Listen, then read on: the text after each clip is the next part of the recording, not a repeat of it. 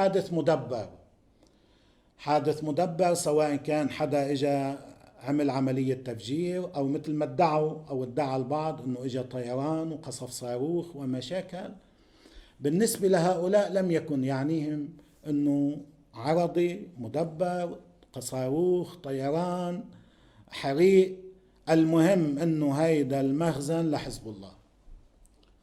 طيب ليه؟ مشان يقولوا للشعب اللبناني، لأهل بيروت، لأهل ضواحي بيروت كلهم: الذي دمر بيوتكم وقتل أبناءكم وأعزائكم ودمر ميناءكم وأرزاقكم وأملاككم وجرح فيكم الآلاف وأرعبكم وأرهبكم هو حزب الله الذي يحمل المسؤولية. طبعا هذا في مستوى عالي جدا من الظلم، من التجني.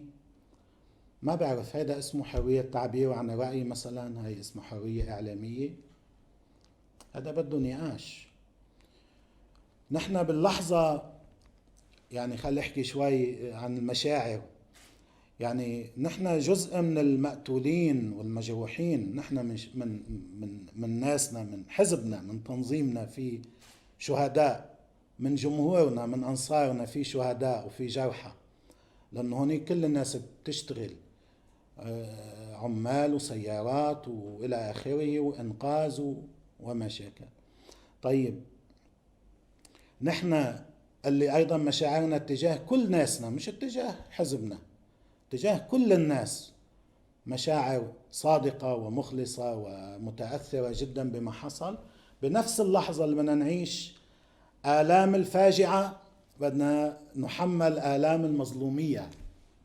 أنا بدي أعبر. هلا في ناس قالوا هذا ما بيستاهل الموضوع يا سيد توقف عنده. لا، أنا مقتنع بدي أوقف عنده، لأنه هذا في مظلومية استثنائية، مثل ما الحادث استثنائي، في مظلومية استثنائية، انه بعد لا تحقيق ولا حدا عارفين شو في ولا شيء. بعض وسائل الاعلام، بعض محطات التلفزيونيه المحليه والعربيه من الصبح لهلا بعدها يعني ما غيرت ولا بدلت: المخزن لحزب الله، صواريخ حزب الله، متفجرات حزب الله، النترات لحزب الله، حزب الله حزب الله حزب الله حزب.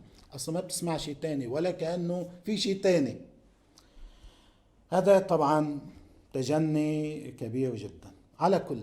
واستخدموا طريقة اكذب اكذب اكذب اكذب حتى يصدقوك الناس. ويبدو في ناس نتيجة هول الفاجعة وهول المأساة وشدة الشغل على هذا الموضوع، يمكن في ناس تأثروا، وإن كان نحن نراهن على وعي الناس عموما ومعرفتها حتى بمصداقية هذه المحطات اللي عندها تاريخ في الكذب والتضليل والاختراع والتزوير وقلب الحقائق. رغم أنه هذا الموضوع لا يستحق كما يقول بعضنا أن واحد يقف ويرد عليه، لكن معلش، حتى إذا في شريحة معينة ممكن أن تتأثر بهذه الادعاءات، ممكن حدا يطلع يقول طيب ما الحزب ما قال، ما نفى، ما علق، احتراما للعقول وللرأي العام.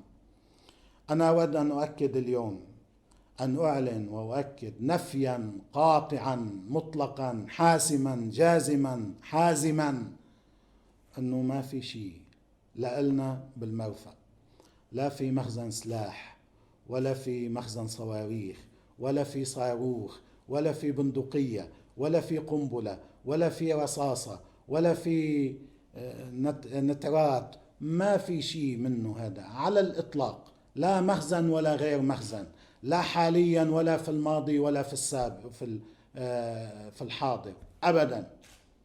ما في شيء منه على الإطلاق. وعلى كل حال بكره بيجي التحقيق وبيبين وبيثبت، لأنه هذا لا يخفى. إذا الانفجر بالمرفأ هو صواريخ أو ذخائر أو أسلحة أو شيء عسكري، هو يتبين من خلال التحقيق. والنترات معروف مين جابها وكيف اجت وكيف دخلت على البلد وكم سنة صار لها مخزنة هونيك، والتحقيق على كل حال بيبين هذا الموضوع.